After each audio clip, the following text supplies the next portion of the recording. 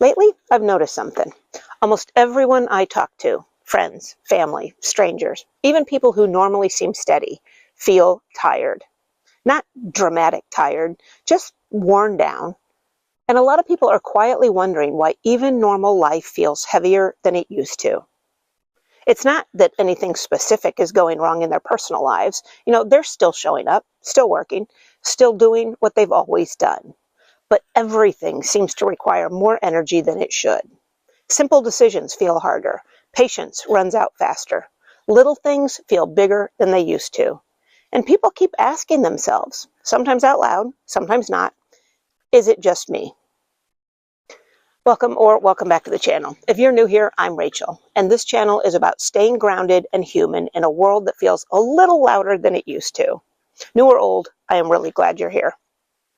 Now, I don't think it's just you. When life starts to feel less predictable, when the background rules keep shifting, when people are quietly worrying about basics again, even ordinary days take more effort. It's hard to fully relax when there's a constant sense of something being off, even if you can't quite put your finger on what it is. That kind of low-grade uncertainty drains people slowly, not in a crisis way, in a wear you down over time way. And here's the thing. Everyone feels that kind of strain eventually, but it hits thoughtful, kind, responsible people especially hard because they pay attention. They think ahead. They care how their choices affect others. They try to hold things together quietly. They don't offload stress onto the room. They carry it internally. So when the world feels louder, faster, or more unstable than usual, they don't complain. They just get tired. And sometimes when the tiredness goes on too long, it leaks out sideways in irritation, short tempers, or snapping at people they care about. A lot of people right now are juggling two things at once. They are dealing with normal life, work, family, health, relationships, and they are processing a sense that the ground doesn't feel as steady as it used to. That combination is exhausting because you never fully get to rest when part of your brain is always scanning for what might go wrong next, even during moments that are supposed to feel calm. December amplifies all of this. There's reflection, there's obligation, there's pressure to wrap things up neatly, emotionally and practically, before the year's end. But life doesn't actually pause to let us do that. So people keep moving forward while quietly feeling behind, grateful and stressed, hopeful and uneasy, all at the same time. That kind of emotional contradiction is tiring on its own. For some people, the reason it feels heavy is obvious. It's the holidays, family dynamics, grief, loneliness, financial pressure, the end of another long year. For others, it's harder to name. It's more of a constant background weight, a sense of tension that really doesn't turn off.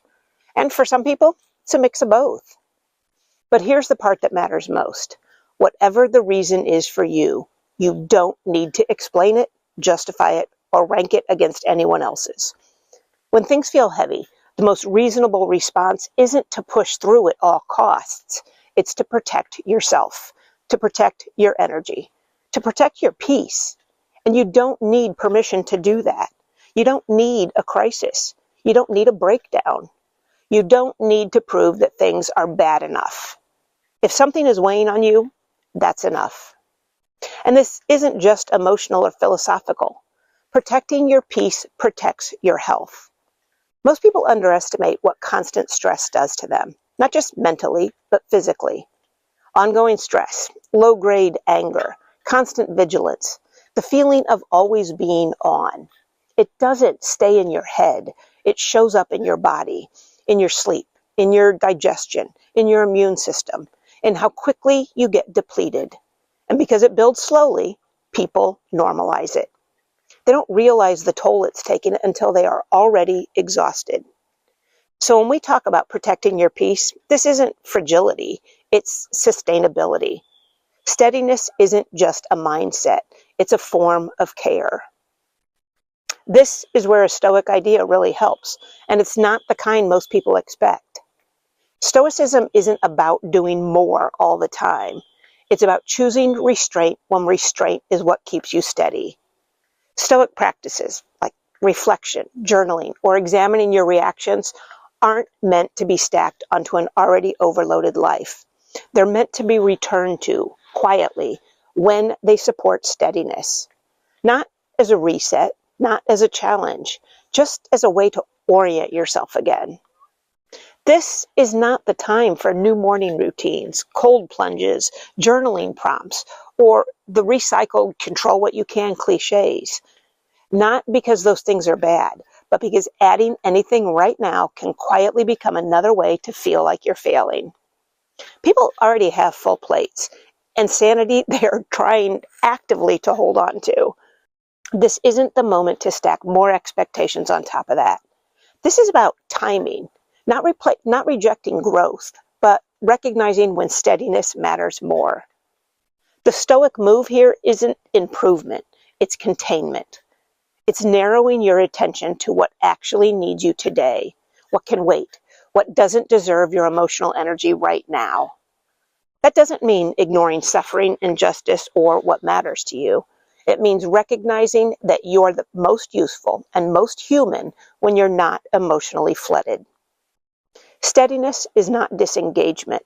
It's what allows you to respond with clarity instead of exhaustion. Not because you don't care, but because caring without limits is what burns people out. Marcus Aurelius talked about building an inner citadel, a place that stays steady even when the world doesn't.